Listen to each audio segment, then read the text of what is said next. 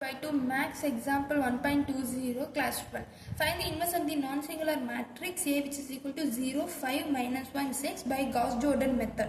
இந்த இடத்துல வந்து by Gauss-Jordan method கொடுக்கலைன்னா நீங்கள் இன்வர்ஸ் வந்து A இன்வர்ஸ் நார்மலாக கண்டுபிடிச்சிக்கலாம்.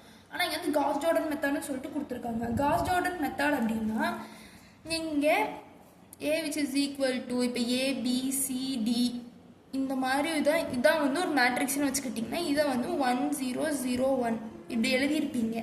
இந்த இடத்துல இருக்கிற இந்த ஏபிசிடின்ற மேட்ரிக்ஸை வந்து நீங்கள் என்ன பண்ணணுமோ 1 0 0 1 அப்படின்ற மாதிரி இந்த சைடு இருக்கிறத கொண்டு வரணும்.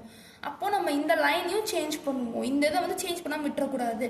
இந்த இதை சேஞ்ச் பண்ணும்போது இந்த இடத்துல வந்து என்ன நம்பர் வருதோ, அதாவது இது வந்து 1 0 0 1 இருக்கும்போது இந்த சைடு ஏபிசிடின்ற மாதிரி ஒரு மேட்ரிக்ஸ் வரும். அந்த மேட்ரிக்ஸ் தான் வந்து இதோட இன்வர்ஸ். இது எப்படி கண்டுபிடிக்கிறது? இந்த மேட்ரிக்ஸ்க்கு பார்க்கலாம். A which is equal to 0, 5, minus 1, 6. இதுக்கு வந்து இந்த இடத்துல இது வந்து மஸ்ட். இதை எழுதிட்டு ஃபர்ஸ்ட் நமக்கு இங்கே என்ன வரணும்? 1 தான் இந்த இடத்துல வரணும். இந்த இடத்துல 1 0 0 1 அப்படின்னு வரணும் இல்லையா? அதனால ஃபர்ஸ்ட் இந்த ரெண்டு ரோவை நம்ம என்ன பண்ணிக்கலாம்? ஸ்வாப் பண்ணிக்கலாம். ஸ்வாப் பண்ணிங்கன்னா உங்களுக்கு என்ன வரும்? -1 6 0 5 இந்த இடத்துல 0 1 1 0 அப்படின்றது வரணும். ஏன்னா இங்கேயும் மாற்றணும், நீங்கள் இங்கேயும் மாற்றணும். இது வந்து ஒரே ரோ அந்த மாதிரி எடுத்து மாற்றிக்கலாம்.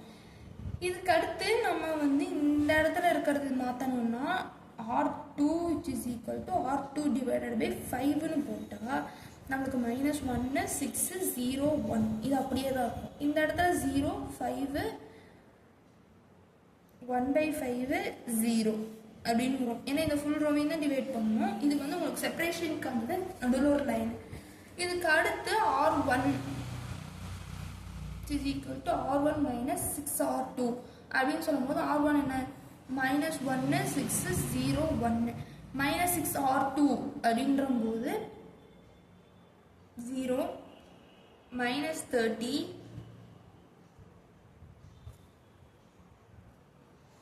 இந்த இடத்துல வந்து நம்மளுக்கு 1 இருக்கு. அதனால இந்த இடத்துல என்னதான் வரும்?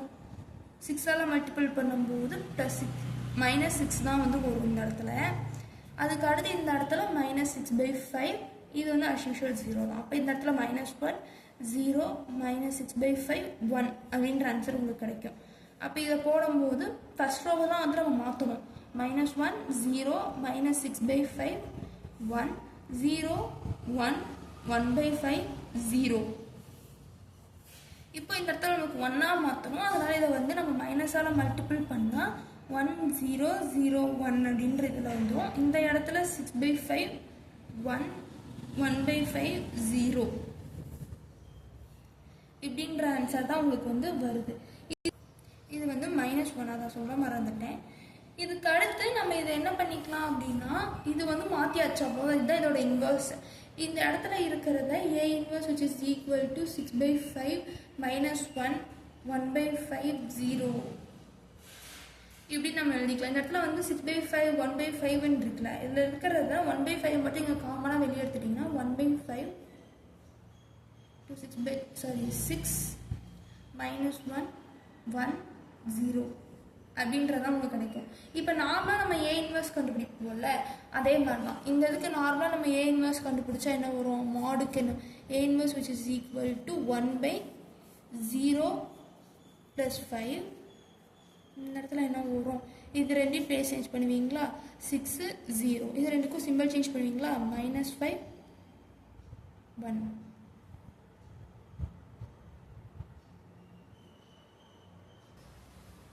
இப்போ நம்மளுக்கு இந்த ஆன்சர் வந்திருக்கா? நார்மலாக இருக்கும்போது 1/5 6 -5 1 0 அப்படின்ற ஆன்சர் வந்திருக்கா? இங்கேயும் பாருங்க 1/5 6 -5 1 0 அப்படின்ற ஆன்சர் தான் உங்களுக்கு வந்திருக்கு.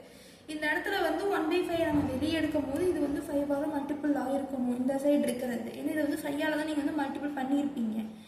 அதை மட்டும் கொஞ்சம் தெளிவாக பார்த்துக்கோங்க.